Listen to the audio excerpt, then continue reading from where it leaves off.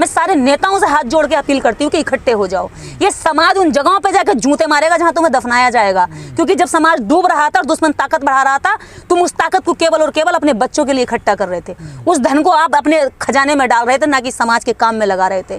बाबा साहब अम्बेडकर ने इसलिए जीवन नहीं खोया था कि तुम मजे लो। बाबा साहब ने इसलिए अपना जीवन खोया कि जो मैं कुर्बानी दे रहा हूँ, इन्हीं कुर्बानियों के साथ आगे की पीढ़ी कुर्बानी दे और आगे वाली पीढ़ी के लिए बचा करके रखे। तुमने बाबा साहब अम्बेडकर का दिया हुआ खाया तो खूब, लेकिन आगे बढ़ाने का तुमने कोई काम नहीं किया। जो उन्होंने फसल लगाई उसे काट काट के तुम खाते रहे, लेकिन दोबारा तुमने खेती में उर्वरक पैदा नहीं किया, खेती में तुमने हल नहीं चलाया, खेती को तुमने अच्छा नहीं बनाया, खेती में तुमने बीज नहीं डाला, उसको फसल को तैयार नहीं किया। यही कारण है कि ये वाली पीढ़ी तुम्हारी बर्बाद हो गई है। इसमें तुम्हें तो कोई नुकसान नहीं हो, तुमने तो खुद खाया, अपने बच्चों के लिए इकट्ठा कर लिया, लेकिन जो समाज के बाकी बच्चे थे तुमने उनको पूरी तरीके से बर्बाद कर दिया है। ये समाज के पढ़े लिखे लोगों के लिए बात कह रही हूँ, जो पढ़े लिखे लोग हैं और जो नेता हैं इस समाज के। अगर इस समाज से नेता बन के जाते हो, अगर आपको रिजर्व सीट पर MP MLA बनाया जाता है, तो ये पार्टियों की तुम्हारे ऊपर भीख नहीं है, ये समाज का हक है, जो समाज की संख्या अनुपात में तुम्हें हिस्सेदारी मिली है।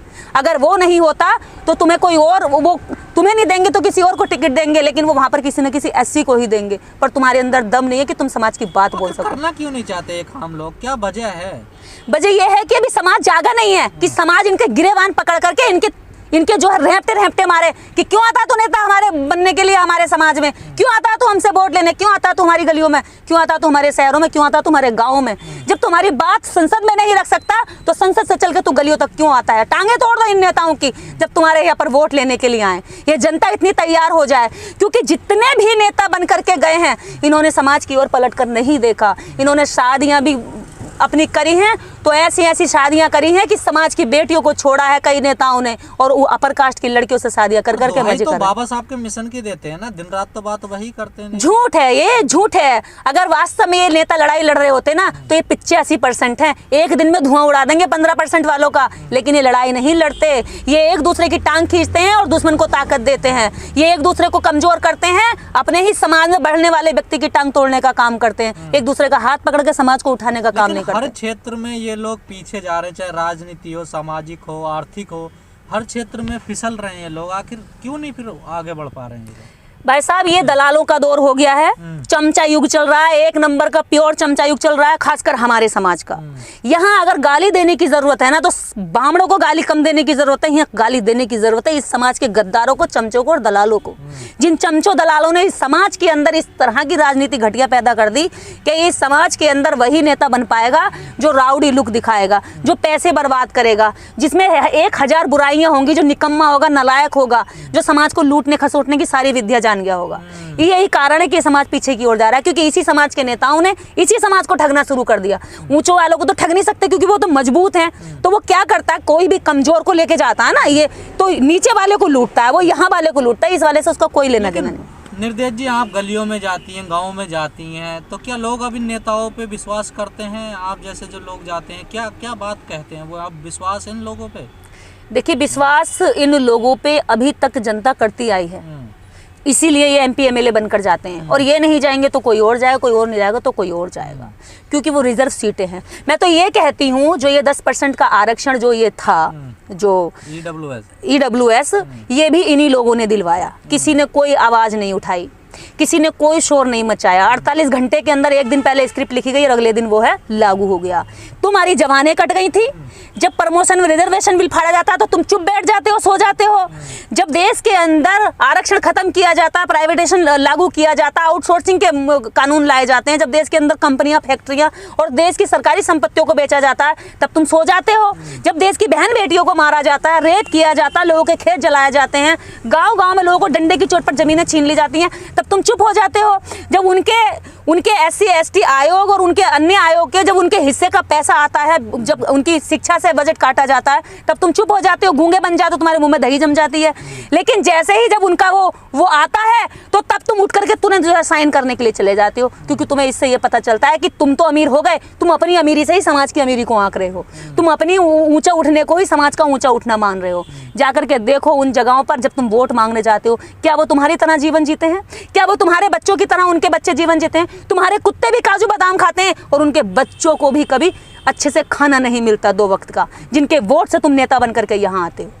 अब जरूरत है कि आम जनता जागे और इनके सवाल खड़े करे कि तुम वोट तो ले जाते हो, काम क्या करते हो, 5 साल तक जाते कहाँ हो, 5 साल तक कोई शकल नहीं उद्धार दिखाते। कैसे होगा, अब क्या होगा, हर कोई तो ऐसे निकल रहा, किस पे क्या विश्वास किया? उद्धार होगा, बहुत जल्दी होगा। नए नए युवा अभी तैयार हो रहे हैं और इनके जितने भी मूछ वाले क्या कहते हैं बनते हैं ना, जो MP MLA बने हुए हैं कि बहुत बड़े फॉर्च्यूनर में चल चल करके कह रहे हैं कि हम बड़े अमीर हो गए हैं और समाज की गरीबी खत्म हो गई है, तो ये उनके सवाल खड़े करेंगे और उनके गिरेबान पकड़ करके जवाब करेंगे, उनकी आंखों में आंखें डालकर। कर रहे हैं हम तैयार हजारों युवाओं को। कहाँ खत्म हो गई, निजीकरण हो रहा, आरक्षण खत्म हो रहा, शिक्षा खत्म हो रही है, तो और कैसा दौर चाहिए फिर इन लोगों को? उनको तो खत्म हो रहा है। उनको तो लग रहा है ना कि उनकी गरीबी खत्म हो गई, उनकी गरीबी, उनके दिलद्दर कट गए, उनके चिथड़ों से जो अच्छे अच्छे सूट और बूट पहनने लग गए और उनके पेट में अच्छा खाना चला गया, उनके बालों पे अच्छा क्या कहते हैं खुशबू वाला तेल आ गया, उनके बाथरूम में खुशबू वाला शैम्पू आ गया, साबुन आ गया, तो इसका मतलब पूरा समाज उसी शैम्पू और खुशबू वाले साबुन से नहा रहा है। तो उनको तो वही लग रहा है ना, वो अपने हिसाब से जिस तरह से अपना जीवन जी रहे हैं उस हिसाब से सोच रहे हैं कि भाई समाज की गरीबी खत्म हो गई।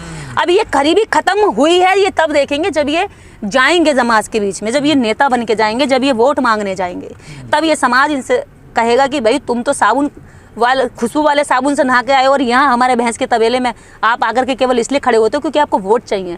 इस वोट को ले जाकर के, इस वोट को बेच करके आप क्या करेंगे, खुशबू वाला शैम्पू खरीदेंगे और आप मजे से नहाएंगे और हम यहीं फिर भैंस के चोड़े में पड़े रह जाएंगे। लेकिन आप जैसे लोग जो तमाम मेहनत कर रहे हैं वो सफल भी तो नहीं हो पा रहे ना, ये क्या कारण है? देखिए इस दौर में ना हम जैसे लोगों की कुर्बानियां मुझे लग रहा है जाया करने वाले हैं ये जितने भी शिक्षित लोग हैं और जितने भी नेता हैं, इनकी वजह से हम लोगों को आज इतनी मेहनत करनी पड़ रही है, अपना घर छोड़ छोड़ के 24-24 घंटे, इतना रिस्क है जान का कि हर दिन धमकियां आती हैं, हर दिन इस तरह की धमकियां आती है, इस तरह की गालियां आती हैं कि जिनको सुन करके कई बार ऐसा होता है कि चिंता होती है, घर वाले परेशान हो जाते हैं, बिल्कुल नहीं भेजना चाहते बाहर कि नहीं जाओगी, जान को खतरा है, तुम्हारे साथ कभी कुछ भी हो सकता है और इस चलती सड़क पर हमारे साथ कभी भी कुछ भी हो सकता है, इसकी कोई गारंटी भी नहीं है।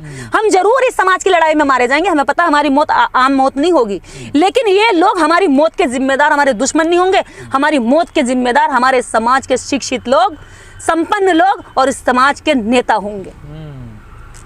दुश्मन ज्यादा पावरफुल है या फिर आप लोग कमजोर हो गए हैं? दुश्मन पावरफुल नहीं है, हमारे लोग कमजोर हो गए, हमारे लोगों ने लड़ना छोड़ दिया, हमारे लोगों ने एकजुट होना छोड़ दिया, हमारे लोगों ने एक दूसरे का हाथ पकड़ के ऊपर उठाने की बजाय नीचे गिराने का काम शुरू कर दिया है और ये दौर नीचे गिराने का चल रहा है। ये लो लेकिन जंप मारेगा, कहते हैं ना न्यूटन का नियम है कि जितना आप दबाओगे इतना उछल कर आएगा, ये इस समय का दबाने वाला दौर चल रहा है और ये एकदम से उछाल मारेगा, मेरा विश्वास है, क्योंकि मैं मरने से पहले मुझे लगता है कि मेरे जैसे कम से कम 1000 तो मैं तैयार करके जाऊंगी। देखिए एक तरह से तो रुके हुए पानी में कुछ हलचल की तरह ये काम कर रहे हैं, लेकिन मैं देश के समस्त काम करने वाले लोगों से, समाज सेवियों से, छोटी मोटी पार्टियों से और सारे राजनीतिक दलों से ये मेरी हाथ जोड़ करके अपील है, अपना निजी स्वार्थ आपका पूरा हो चुका है और हो जाएगा। आपको इस पीढ़ी में अपने जीवन में केवल रोटी और लत्ता कपड़ा मकान ही तो चाहिए, वो सब आपने इकट्ठा कर लिया है।